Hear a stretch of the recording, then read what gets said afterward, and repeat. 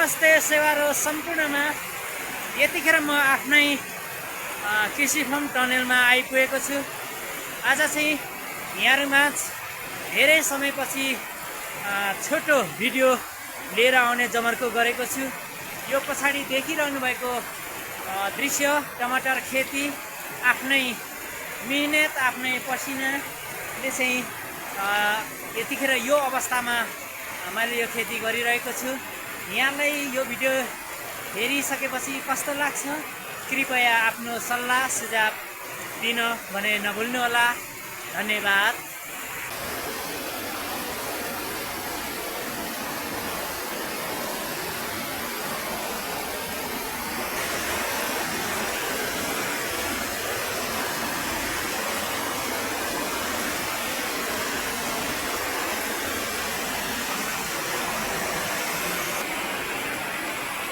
Hello guys, यतिखेर चाहिँ विशाल पानी परिरहेको छ। यो देखिरहनुको दृश्य टनेल भित्रको टमाटर यतिखेर धमाधम फुल खेलिरहेको अवस्था छ। आज चाहिँ म विशेष गरेर यस टनेलमा चाहिँ हल्का किरा लागेको हुनाले चाहिँ विषादी हान्न आएको थिएँ। विषादी लगाइरहेको अवस्थामा चाहिँ पानी यति ठुलो पानी आइरहेको छ।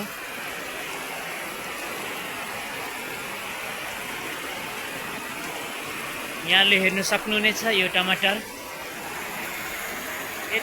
यति राम्रो फुल खेलिरहेको अवस्था र फल लाग्न सुरु भएको छ। यहाँले देख्न सक्नुहुनेछ।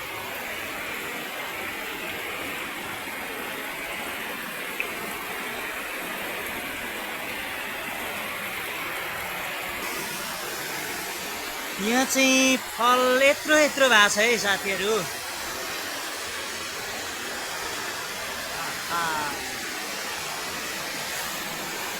मेहनतको फल फल्न सुरु भएको छ।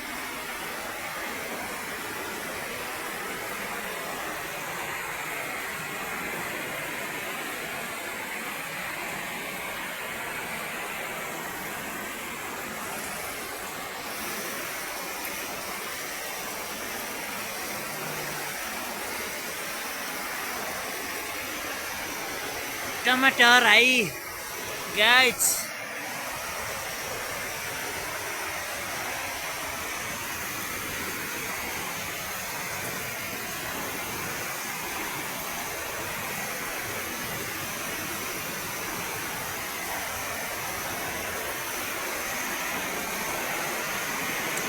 बाहिर भने विशाल पानी परिरहेको अवस्था।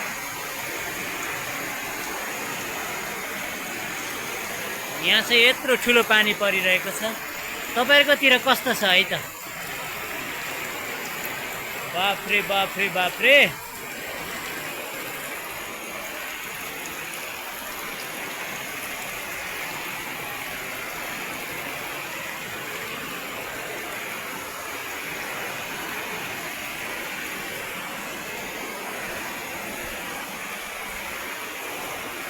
त्यो खुसी सबै साउने भेलले बगाई लाग्यो नि।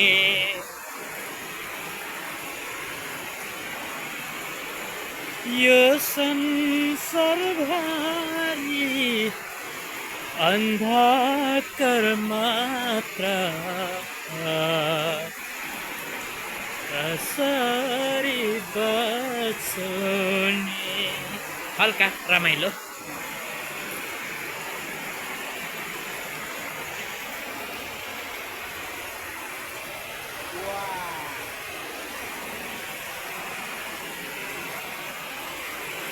यो चाहिँ सिर्जना जात हो। अरूको तुलनामा चाहिँ निकै हाइट जान्छ। र यो सिर्जना जात यहाँ चाहिँ धमाधम फुल खेलिरहेको छ भने फल्न पनि सुरु भएको छ।